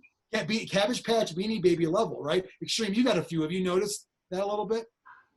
Well, I think there's a difference. You can divide a line of people that own Funko Pops, like people that keep them in the box are in that Beanie Baby, Cabbage Patch kind of it's thing. An investment. People that open them up just want something cool on their desk. Because like I was really excited, and I have 2 of the Bob Ross Funko Pops because it's Bob Ross, and they're not gonna make an action figure of Bob Ross. Oh, so that's where you're wrong. Well, yes. At the time, the Teenage Mutant Ninja Turtles guys make a 6-inch fully articulated Bob Ross action figure. Wow. At the time, I didn't think they would ever make a Bob Ross figure. That's crazy. So I got Funko Pops. Yeah, I mean There is a next level obsession though, but in the box with those. Yeah, absolutely. I think I've gotten more Funko Pops as gifts than I've bought myself. Yeah, they're good for that. Yeah, They're good gift I would box. agree. Well, and they're also kind of I like when the figure looks like the person, because they all have the same face, they're the same head piece. But if there's enough in there, like, you know, like the Fiend one looks like the Fiend, and Jimmy, the ones we had, they actually look a little more. So it's almost like a justifying the purchase a little bit, because, you know, you take any fandom, whatever, you know, Star Wars, Harry Potter, Game of Thrones, like 80% of them all look the same. Yep. Because they're just the same face. It's a white face, and they might have a weapon that goes with that person or something. I will say, to my great shame, there is one Hot Toy collectible. That's the really expensive ones I was talking about. A 1-to-1 life size of Baby Groot with cloth goods, Marauder jumpsuit that Vanessa has that I don't. But it's full size, you said, right? It's full size for Baby Groot. Yeah. So it's like that. But it was like, I bought it for her birthday. It was like $300. Wow. But she also has the Funko Pops, and to her they're probably the same. Like, oh, they're both Baby Groot. I'm like, oh, that one's way better. Yeah, you're like, don't even look at that one. I would throw the Baby Groot pop out. Like, that's going down in value the longer it's on the shelf. Yes. All right, let's move on to the final nerdery element of this one. Are you guys into any kind of video games right now you want to talk about? I am into 2 right now. Okay, what are they? So let me propose to see if this game sounds something you would play. It's a dungeon crawler. You have a party of 4, and you attack with either a ranged weapon like an Uzi or a hammer. But your magic, instead of casting spells, you summon a demon, and your demon comes out and does the spell casting for you. And it's, you know, affinity for ice or fire or things like that. And you as the protagonist have the ability to summon many demons, so you can attack with any kind of different elemental. And then your 3 companions just have 1 type. And you're attacking demons, and you can persuade the demons to join you. So and then you go through dungeons, and it's what they call roguelike, where you don't finish the dungeon, but you leave and then come back, and you can start where you started off again. Sounds pretty normal. That's only half the game. The other half is a high school dating simulator. Yes. What? It's a high school dating simulator where you join after-curricular clubs to increase your charm, to get the ladies to like you more. So is the dungeon crawl like a game they're playing? No, they're literally going into a dungeon. It's like an extra dimensional dungeon. But in order to get better outside the dungeon, you have to become either greater friends or lovers to the various people in your high school. So you've got to befriend the cheerleader or the quarterback, Yep. And then you get like a new fucking gun in the dungeon. You can't be gay, though. That will make that clear. But did you have to buy this game from like a dark web link or some shit? Yes. This is the anime portion of it. It's very anime. You're a high school, I think, sophomore. One of your dating options, romance options, is your teacher. Is that like the wizard in the dungeon crawl then? Yeah. Like, is it like and you were there, and you were there, and you were there, and like your math teacher is also now fucking summoning demons? Your math teacher never joins you, but you can also romance the female party members as well. It never gets like tawdry romance, like there'll be a kiss and that's about it. But it's not Grand Theft Auto, like throw the hooker down the stairs. Right, there's no black coffee mod or whatever they called that thing. So as Brian's describing this game, if he had proposed to you, I have this idea for a game, and then started with this description, would it sound any less crazy than it does right now? Well, I think it's weird to have the idea because you think you know somebody, you know? But to know that it exists and he's into it, I don't think it's as weird. I think he's less weird for playing it than creating it if he were to create it. Right. And one of the people, and it's the first time I played this series was Persona. The game's called Persona 5. This Persona 3, the guidebook included, here's how things are in Japan so you understand what the hell's going on. Wait, there's been other Persona games, but they weren't weird like this. No, they're all weird like this. Really? Okay. Yes. Okay. They all contain both a dungeon crawling with demons and summoning demons, and dating/social sim. Wow. What do you? Like you have to. It's time management. You have to say, I have this much time in the day. I can go work at the floral shop, which would increase my charm, which has to go up for me to date the cheerleader. Why would she go out with the guy who works at the floral shop? Well, because it's Japan. They have weird priorities over there. They're a savage race. I can't explain it. But half of the guidebook is explaining Japanese culture so you understand when they call you senpai versus kun. That's K-U-N. Oh. Yeah. Oh, man, you're such a fucking weeb. I play it as a goof, mainly. Uh-huh. Oh, yeah. I played through 5 games as a goof. Listen, I want to. Biran, I have 150 hours played in this game as a goof. You don't have to say it's a goof. This is a safe place. You don't have to say as a goof. We already think you're weird. It doesn't matter. You can do whatever you want. Don't say it's a goof. You fucking love this game, and you're gonna play 6 when that comes out. Oh, absolutely. The other game is also Japanese. Ghost of Tsushima, which is less weeaboo. It's more of a samurai simulator. Okay. If you played Assassin's Creed. Is it anything like Nobunga's Ambition? No, it's not. It's you play as a samurai, and your uncle is ashamed every time you do a stealth ninja kill because it lacks honor. But there's no real game power for doing it that way. So that's the other game I've been playing. What system are those on? They're both PlayStation exclusives. Okay. Are you going to get a PS5? Yes. And an Xbox One Series X. I'm done with Sony. There wasn't a moment. There wasn't a thing. 1, 2, 3, 4. The games that look the coolest, I'm gonna suck at and not have fun. Yeah. So why continue the charade? I found Nintendo as games I like more. So why continue that I can play those games? They're not for me, most of those. And the problem with this Ghost of Tsushima is a problem with anyone that's played the Assassin's Creed games is you get to a point in the game where your skills are such a high level that there's no challenge anymore. Like you go into an old fishing village that's taken over by Mongols, and you just walk and go, I challenge all of you to a fight, and just destroy the entire town. Which can be fun, but I usually trail off towards the end of these games. Is that when you're grinding? You end up doing like all these little side quests, and you get so powerful that the main game is trivial. I don't like walking around places. That's why I have a horse. Same thing though. Yeah. Like 90% of video games is you're gonna walk around. It's like fucking Lord of the Rings as described by Randall from Clerks. It's a lot of walking. Yep. Give me a talk to this person. I don't need their story. Right.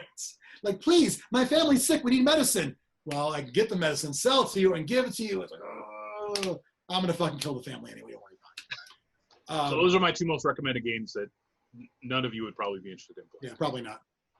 Xtreme, do you have any? Several months ago, I attempted to play MLB The Show because I enjoyed it 10 years ago. Yeah. And as I keep finding out, I just can't keep up with modern video games. So, are you swinging like 10 seconds after the ball goes by you? Not quite that bad, but pretty bad.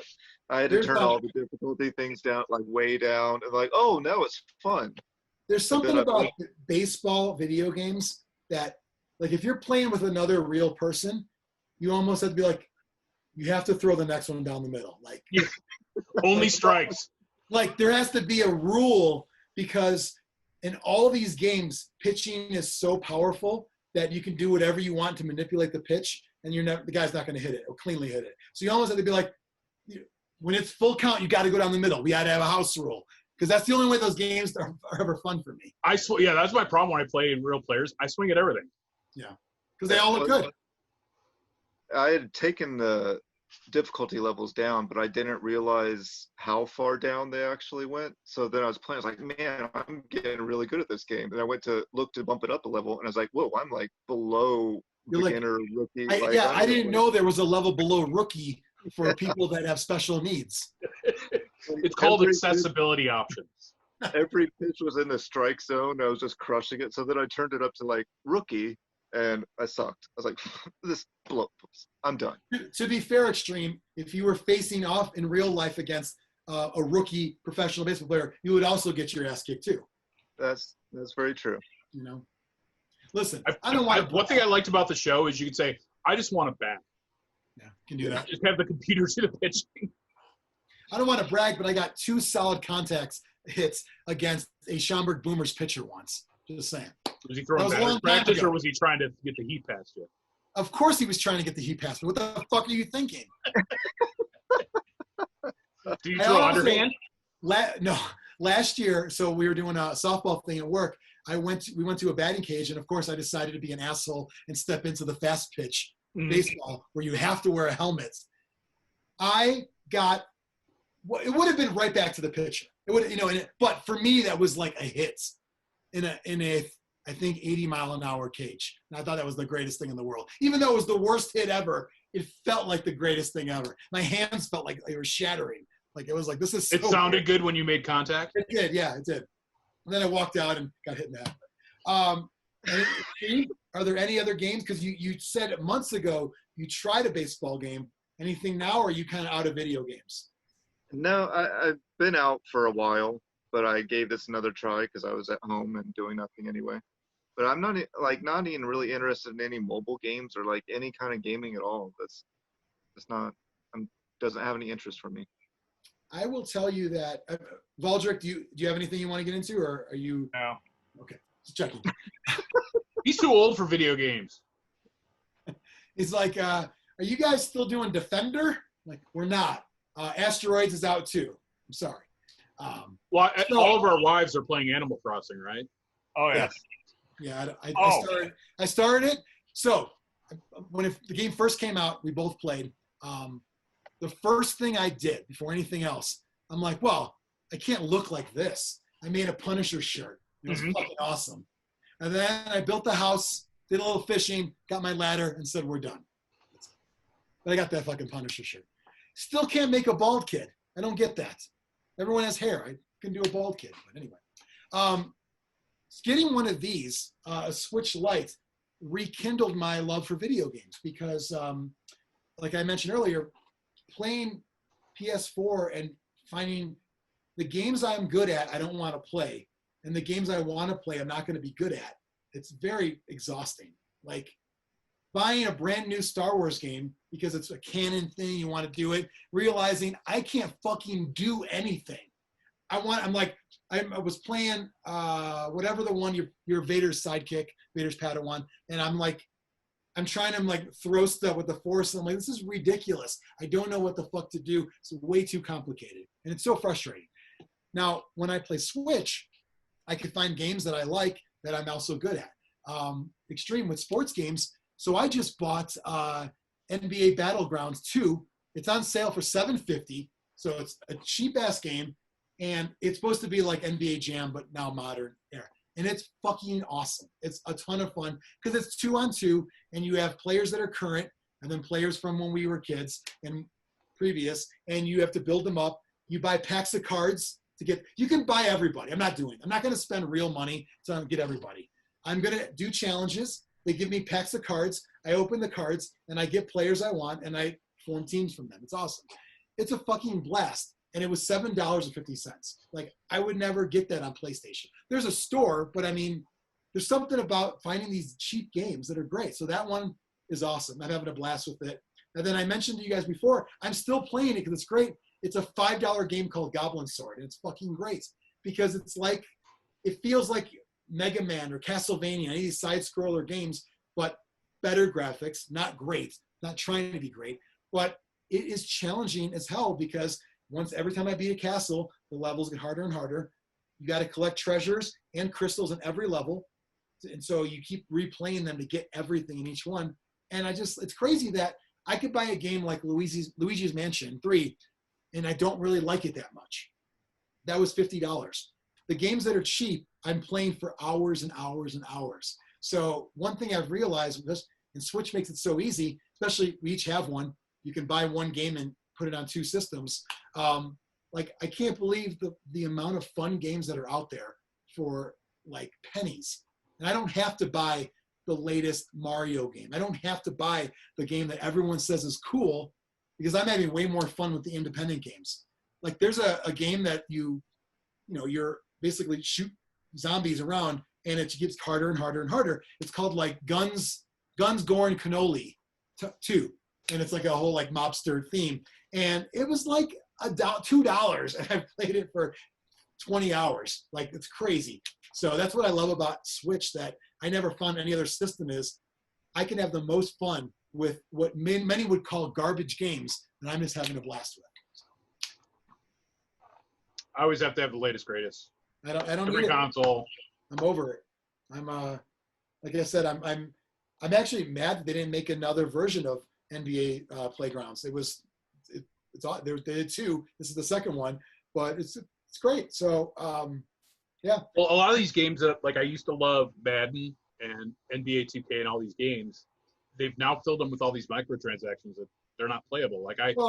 Yeah, so that's part, depending on how you enjoy those games. Yeah. If you enjoy playing players you watch on TV and then in games, great. But if you have to have all the stuff and so I put like 100 hours into the NBA 2K games on Xbox 360. And the real NBA 2K, yeah.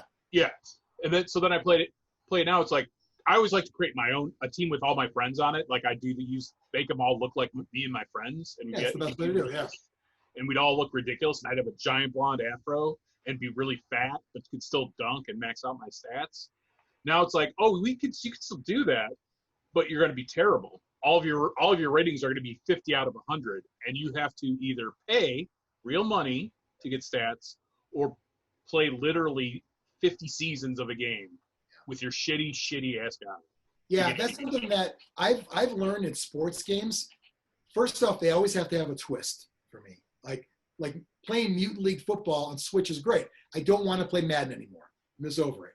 This is like NBA Jam, but like modern era. Like, they all have to have a twist, number one. And then 2, I'm not going to fall into the trap. It said you can unlock all the rosters if you pay this amount of money, like real money. I'm like, that wasn't a lot. It's like $20, whatever. But I'm like, I know I'm actually having more fun achieving things and then getting a pack of cards that I open up. Like, I told Heather, you should try it out. She gets 1 pack of cards and gets Scottie Pippen in the first pack. Mm-hmm. Meanwhile, I'm getting like jobbers essentially for a while. So I finally got Kobe in my last one, which is great. But it was just like, that's fun. Now I can build. And then when you get a player in this game, they're at bronze level. The more you do, you get the silver and gold and then diamond. So then you have to play with them to build up. They're already pretty good.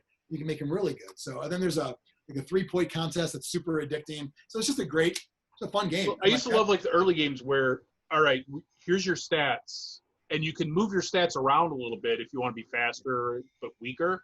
But they added so many stats where it's like, all right, I'm playing a running back. I have a 40 in throwing. I'm going to free up 40 points and make that 0 and give myself 99 speed. Yeah, that happened. I used to do that. They used to do that in wrestling games all the time. The rule was always take all your high top rope stuff down. Like, fuck it, we're not doing that anyway.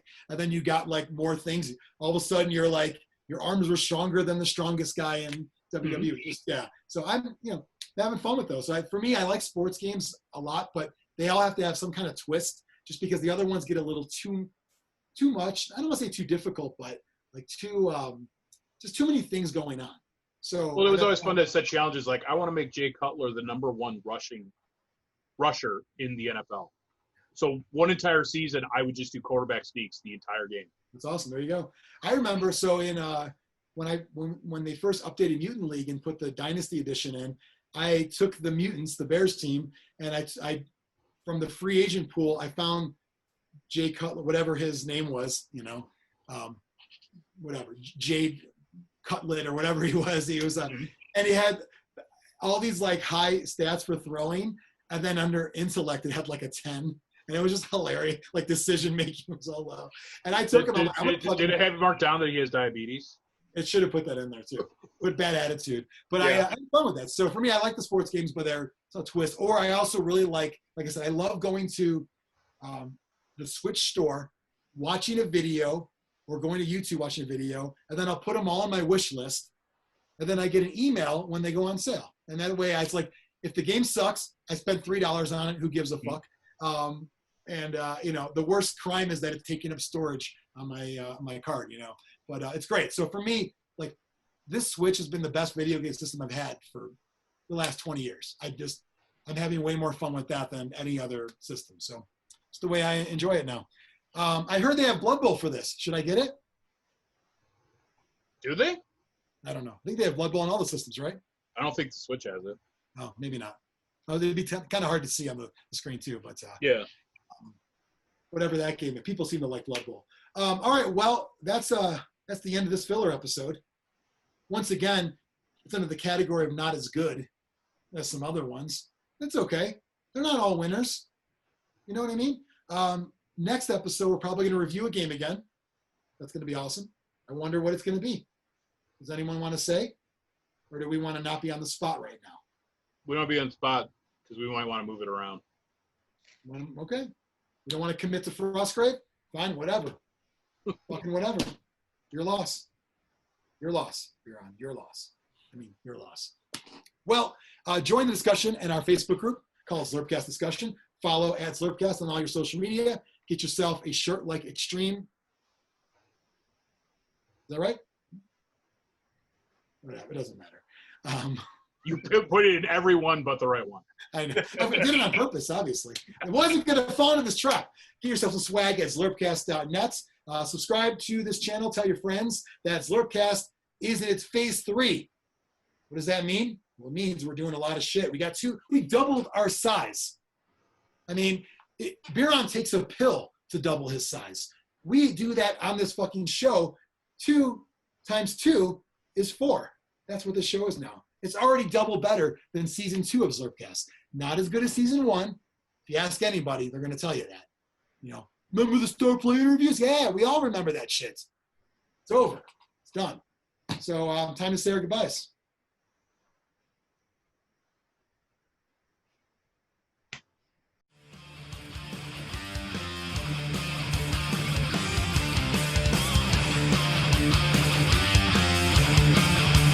Zlurpcast!